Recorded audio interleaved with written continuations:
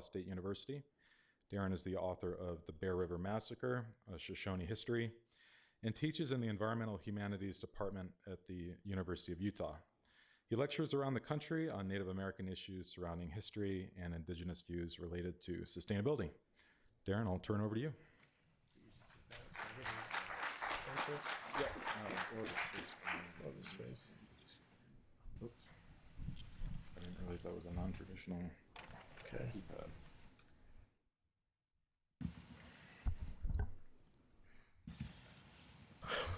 Let's begin with a story. A story from a time before roads were carved into the land and before fences cut across the hills. There was a river, but it wasn't just any river. It was a river that could remember. The river was called Bo-Ogai, the big river, and she flowed with wisdom. Her waters were warm in the winter, fed by deep springs from the heart of the earth. The people, our people, the Nua, the Shoshone, would come to her in the cold moons to rest. The grandmothers would set up the teepees close to the banks. The hunters would hang their meat to dry. The children would roll down the hills covered in snow, laughing until their cheeks glowed like firelight. At night, the elders would sit by the fire, speaking softly. They would say, Bo-Ogai is not just water. She is our grandmother, too.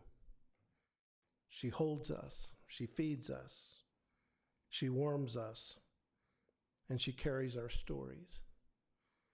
And so people lived with her year after year.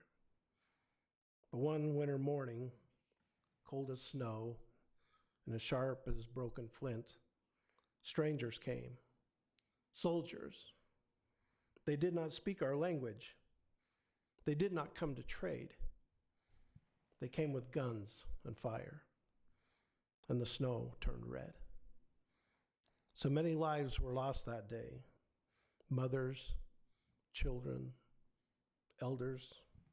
The hills that once echoed with the laughter now echoed with silence. The people who survived carried that silence with them for years.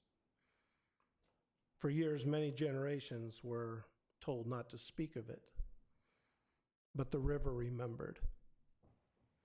Bo-Ogai carried the songs of the lost. At dusk, if you sit very still, you can still hear them. The whisper of moccasins, the hush of lullabies, the well of grief, and the heartbeat of the earth, steady beneath it all. Now listen close, little ones, because this part is important. One day, long after the river wept, the descendants of those lost began to return. They brought prayers. They brought seeds. They brought stories. They sat with the river not just to mourn, but to listen. And the river, in her old way, began to speak again. And this is how we remember. This is how we restore what was broken, not just with our hands, but with our hearts too. Because the land remembers. And when we remember with it, healing begins. That's how I like to begin, because everything I'm going to share today about history, land restoration, and the Bear River Massacre, it all comes from that story, from a river that remembers, and from a people who returned to listen. For hundreds of years,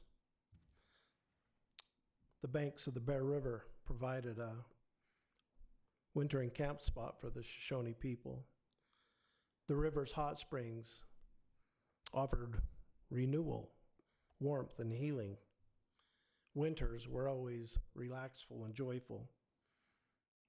The lands were places of abundance, safety, and ceremony, woven into our seasonal ways of life. But that peace was shattered on the morning of January 29th in 1863, when Colonel Patrick Edward Connor and his California volunteers from Camp Douglas, Utah, attacked a sleeping Shoshone village and killed everyone they encountered. We believe more than 450 Shoshones lost their life that day, with 2/3 of that number being women and children. Have you ever had a memory sneak out of your eye and roll down your cheek? I have that all the time when I think about the massacre of my people. Over the years, the Bear River and the banks became a site of honor, a sacred burial ground to those victims that still lie there today. Their voices still speak to me from the dust. If you're there at just the right time, my grandmother would tell me, you can hear the cries of the little ones crying for their mothers. Your senses tell you that you're among the spirits of more than 400 of that great spirit who created us all. You don't have to see things as they were to know that a terrible injustice had taken place. You can feel it. For over a century, the story of what was falsely called the Battle of Bear River was told from the soldier's perspective. The official reports frame it as a military victory, not as a massacre. But I know this was no battle, and my grandmother knew it too. And she spent her life fighting to tell our story from our perspective. One day she sat me down and she said, no one has ever wanted to hear our story before. One day you will have to make them listen. I've never had to make anyone listen. People listen when the truth finds its way to them. As a Native American man, I carry the weight of my ancestors' struggles with me every day, but I also carry their strength and their wisdom. And I am proud to be part of a people who have fought so hard for so long to protect our way of life and make sure our voices are never forgotten. I stand before you today as a guardian of our ancestral heritage and as a bridge between the past and the present. We are on a journey of rediscovery where the artifacts of my ancestors whisper our stories and the land beneath our feet hold the keys to understanding our shared future. In 1995, the U.S. National Park Service conducted a study to assess the Bear River Massacre site. It explored whether it could be designated as a historical site at the county, state, or federal level. Although the study included consultation with the Shoshone leadership, it was ultimately a top-down process. The idea of a Shoshone-led alternative was barely considered and quickly dismissed as unrealistic. But we knew the truth. If the land was to be truly honored, its caretakers must be the descendants of those who died there. On March 24th in 2003, a small piece of land, 26 acres, was returned to us through the work of the Trust for Public Lands, the Tribal Lands Program, and the American West Heritage Center. Then in 2018, when I was chairman, our tribe was able to purchase 550 acres of that sacred site. This marked the beginning of a long overdue journey to reclaim not only the land, but the narrative. We began forming partnerships with scientists at Utah State University, with local contractors and engineers. Together, we started what I call a restoration project.